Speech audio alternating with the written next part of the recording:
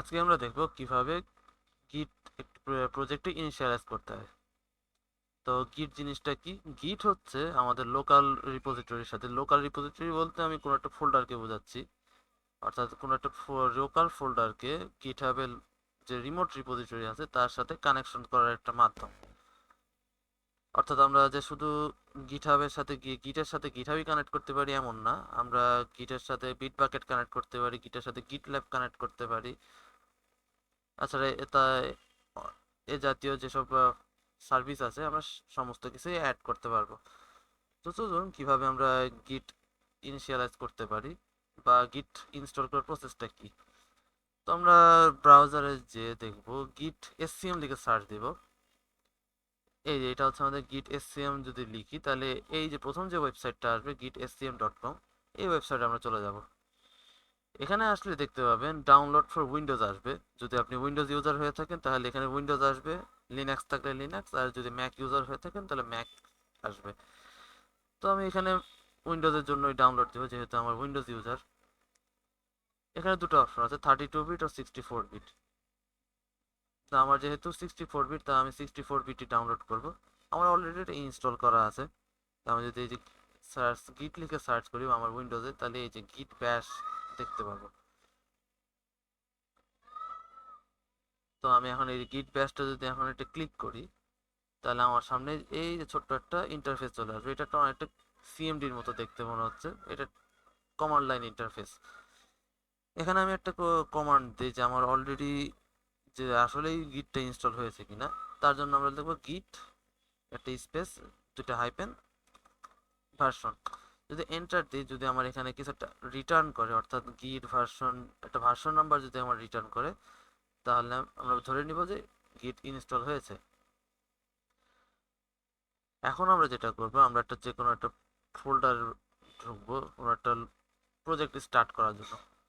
তো আমি একটা ফোল্ডার ক্রিয়েট করেছি এই যে গিট টিউটোরিয়াল নামে। এই যে এটা এটা এটা একটা এমডি ফোল্ডার।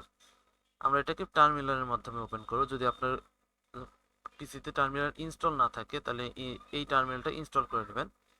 তো আমি এটা যদি ক্লিক করি, অর্থাৎ আমি যদি এই যে খালি জায়গায় রাইট ক্লিক করে এই যে open in terminal preview, okay close program দিলাম। তো এই যে আমার সামনে এই টার্মিনালটা ওপেন হয়ে গেল। এখন এই যে ফোল্ডারটা, আমার যে এক্সিস্টিং ফোল্ডারটা, এইটা আমার অলরেডি গিটের সাথে কানেক্ট আছে কিনা সেটা আমরা চেক করতে পারি। কিভাবে? তার জন্য আমরা কমান্ডটা লিখব গিট স্ট্যাটাস, গিট হাইপেন স্ট্যাটাস। এটা যদি আমরা ক্লিক করি তাহলে আমরা রিটার্নে আসবে ফ্যাটাল, নট এ গিট repository or any of the parent directories dot গিট। অর্থাৎ এটার অর্থ হচ্ছে আমাদের এই প্রজেক্ট ফোল্ডারটা গিটের সাথে কানেক্টেড না। তো আমরা কিভাবে কানেক্ট করব?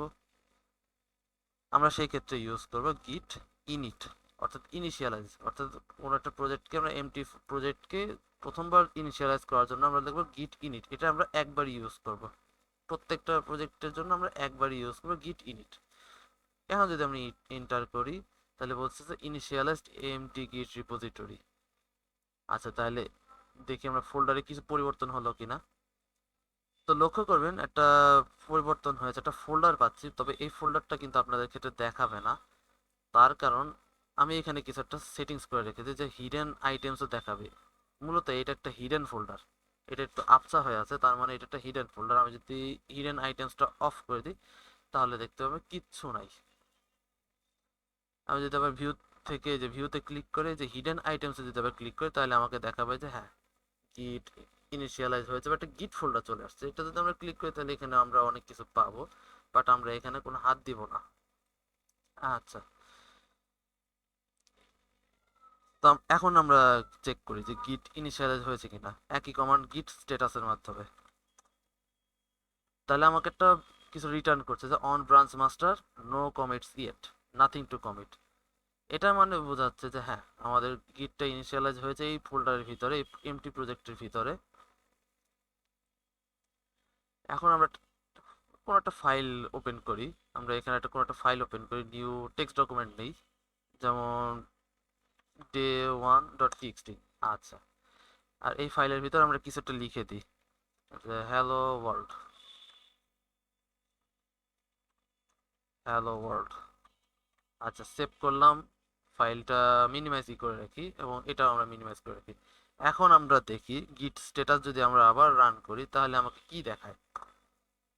এখন আমাকে বলছে অন ব্রাঞ্চ মাস্টার, অর্থাৎ আমরা মাস্টার ব্রাঞ্চেই আছি, নো কমিটস ইয়েট, আনট্র্যাকড ফাইলস, অর্থাৎ একটা ফাইল আনট্র্যাক অবস্থা আছে। আনট্র্যাক জিনিসটা কি, আমরা যখন কোনো একটা ফাইল ইনিশিয়ালাইজ করব, কোনো একটা ফাইল ক্রিয়েট করব, সেইটা যদি স্টেজিং না হয়, অর্থাৎ গিটের সাথে যদি অ্যাডজাস্টেড না হয়, বা ওটাকে কি বলা যায়, গিটের সাথে যদি অ্যাড না করা হয়, যে রিমোট যে লোকাল রিপোজিটরির সাথে যদি কোনো একটা ফাইলকে অ্যাড না করে তাহলে সেটাকে আনট্র্যাক্ট ফাইল বলে। এখানে একটা আনট্র্যাক্ট ফাইল দেখাচ্ছে কি, day1.txt, অর্থাৎ এই ফাইলটা আমরা ক্রিয়েট করেছি কিন্তু আমরা গিটের সাথে অ্যাড করতে পারি না বা অ্যাড করি নাই এখনো। এটা কি বলছে যে use git add file name to include in what will be committed, অর্থাৎ আমাকে এটা অ্যাড করতে বলছে। তো এই হচ্ছে এইটুকু আজকের ভিডিও। আমরা আজকে দেখলাম কিভাবে গিট ইনিশিয়ালাইজ করতে হয়, কিভাবে গিটের স্ট্যাটাস চেক করতে হয়। সবাইকে ধন্যবাদ।